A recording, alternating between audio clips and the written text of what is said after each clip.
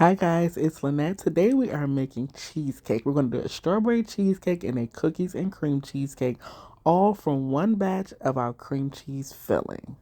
First things first, we have 4 packages of softened cream cheese in our bowl. And to that, we're going to add in 1 cup of sugar plus an additional 2 tablespoons of sugar. We're going to add all of that to our mixing bowl. Now, it's important to make sure your cream cheese sits out for a couple hours, if possible, so that your cream cheese is nice and soft before you start to mix your cream cheese.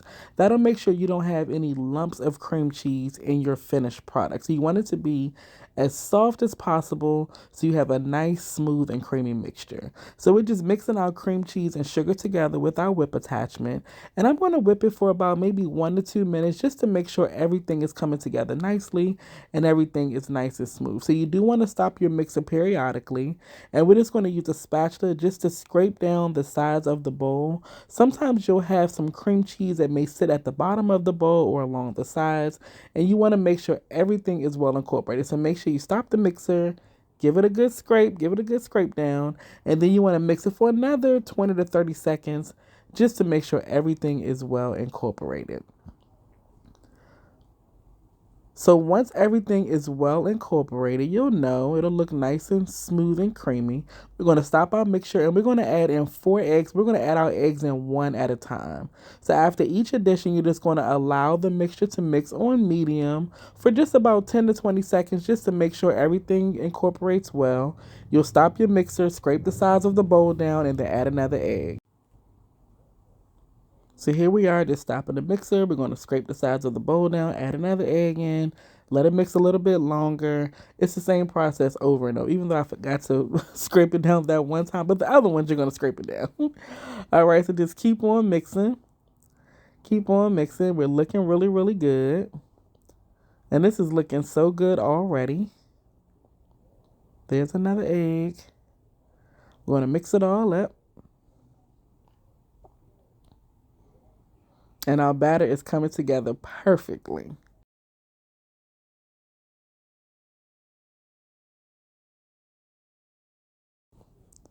All right, so we're stopping our mixer. We're going to scrape the sides of the bowl down. And then after we scrape the sides of the bowl down, we're going to add in 1 cup of sour cream. So you just want to give this a good scrape, add in that sour cream, and we're also going to add in 2 teaspoons of vanilla extract. So here's our sour cream going right into the bowl. And it seems like a long process, but it's really not. It's just because I'm explaining it step by step. But it's really, really simple to make cheesecake. A few ingredients and it all comes together. So here is our vanilla extract. We're going to add that directly to the bowl. And once everything's in the bowl, we're going to give it a good mix.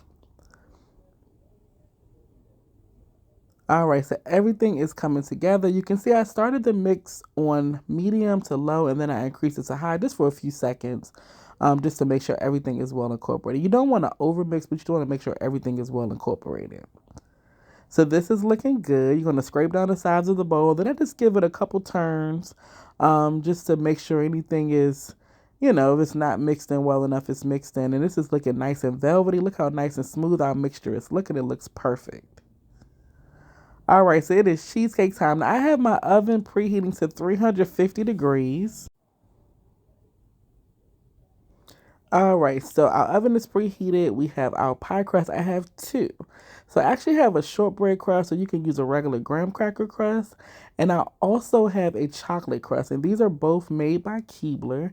And I like to use both or 2 different types because we're making 2 different kinds of cheesecake. So it's kind of fun, especially when you have a lot of people coming over. You can have a little bit of diversity with your dessert. So for the chocolate crust, I'm going to line the bottom with some of these chocolate sandwich cookies just to make the cookies and cream cheesecake even better. So I'm just going to line them up just like I'm doing here. And if I have any open gaps, sometimes I'll break them in half and just kind of fill in any larger open spaces. It's not necessary. It's totally up to you. I just do it so we have a little bit of extra cookies. So you can see like I'm breaking one here just to kind of fit them in.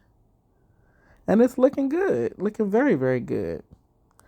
So once I have that prepped, I'm going to go ahead and fill each of our pie crusts with our cheesecake filling. And I'm just kind of pressing this one a little bit to make sure the cheesecake filling gets all in between those cracks. And I'm just using my scoop here just to make it easy to transfer that filling. Just flatten it out as best you can. And of course, for the other one, I'm just going to go ahead and fill that one up, just like I'm doing here. And then once both are filled, we're going to pop them in our 350-degree oven. Now, keep in mind that these cheesecakes are a lot smaller than your traditional cheesecake. They're not quite as deep, so they're not going to bake as long as a regular cheesecake would bake. So just keep that part in mind when they're in the oven. So what I like to do for the cookies and cream cheesecake is just crumble some of these chocolate sandwich cookies right over the top. And then I'm just going to use my spatula to gently mix some of those cookies into the cheesecake batter. This way you'll have bits of cheesecake and cookies throughout the entire dessert. And everybody who loves cookies and cream always loves this one. So it's always a favorite. So you see here, I'm just gently mixing in some of those cookie crumbs. It gives it a little bit more color and pizzazz. And like I said, you'll have cookie crumbs throughout your cheesecake. So we're going to pop these in our 350-degree oven. They're only going to bake for about 30 to 35 minutes. And I will check them at about 25 minutes. You just want to gently shake your pan and see if your cheesecake is just about set. And if it is, you want to pull it out of the oven. All right, so these are ready for the oven. You can see they're looking good before they go in. This is perfect. I cannot wait to try some. All right, so let's go ahead and get them in the oven. And of course, I will show you what they look like when they come out of the oven. And here are our cheesecakes. Now, my plain one cracked a little bit, but it's okay. We're still going to use it. And I'm just going to allow the cheesecakes to cool completely, which takes a couple of hours. You can also pop them in the refrigerator. And once they are completely cool, I'm going to use this Lucky Leaf strawberry pie filling for the top of the plain cheesecake. And then I'm going to put some additional cookie crumbs on top of the cookies and cream cheesecake. So once I put that strawberry pie filling, I'm just going to spread it around with my spoon or a spatula, whatever works best for you. And this one is always a favorite as well. And once I get the toppings on both, I generally just pop the cheesecakes in the refrigerator for at least 3 to 4 hours or even overnight. You can make these a day in advance just to make sure your cheesecakes are nice and cold before you try to slice them and serve them. So this 1 can of strawberry pie filling covers the entire top of my cheesecake, and it's plenty on there. Everybody will have a nice amount in each slice of their cheesecake. And then, like I said, we're going to crumble up some additional cookies right on top just because you just want to have a little bit of extra cookies. So I'm going to do another one. And you can chop them up with a knife. I just use my hand. I like some big chunks and small chunks, just a little bit of variety. So it's totally up to you how you want to chop up your cookies. You can also drizzle over some white chocolate or, just some milk chocolate, whatever you like if you want to do a little bit extra. So both of our cheesecakes are done. They are going back in the refrigerator until it's time to enjoy. Here is the recipe, and hopefully you all give this recipe a try. I'll talk to you later. Bye, guys.